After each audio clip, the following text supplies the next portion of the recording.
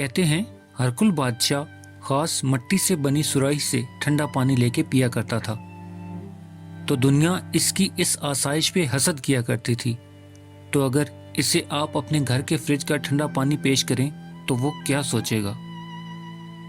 اگر قارون کو بتا دیا جائے کہ آپ کی جیب میں رکھا ایک ATM کارڈ اس کے خزانوں کی چابیوں سے زیادہ بہتر ہے، جنہیں اس وقت کے طاقتور ترین انسان بھی اٹھانے سے عاجز تھے، تو قارون پہ کیا بیتے گی؟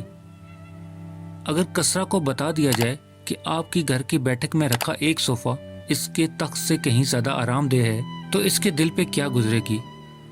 اور اگر قیصر روم کو یہ بتایا جائے کہ اس کے غلام شتر مرغ کے پروں سے بنے جن پنکھوں سے اسے ہوا پہنچایا کرتے تھے، آپ کے گھر کے پنکھے اور AC اس کے 1000ویں حصے کے برابر بھی نہیں تھے، تو اسے کیسا لگے گا؟ آپ اپنی خوبصورت کار لے کے ہلاکو خان کے سامنے فراٹے بھرتے ہوئے گزر جائیں، کیا اب بھی اسے اپنے گھوڑوں پہ غرور اور گھمنڈ ہوگا؟ خلیفہ منصور کے غلام اس کے لیے ٹھنڈے اور گرم پانی کو ملا کے غسل کا اہتمام کرتے تھے، اور وہ اپنے آپ میں پھولا نہیں سمایا کرتا تھا۔ کیسا لگے گا اسے اگر وہ آپ کے گھر میں گیزر دیکھ لے تو؟ جناب، آپ بادشاہوں کی اسی راحت میں نہیں رہ رہے، بلکہ سچ یہ ہے کہ بادشاہ آپ جیسی راحت کا سوچ بھی نہیں سکتے تھے۔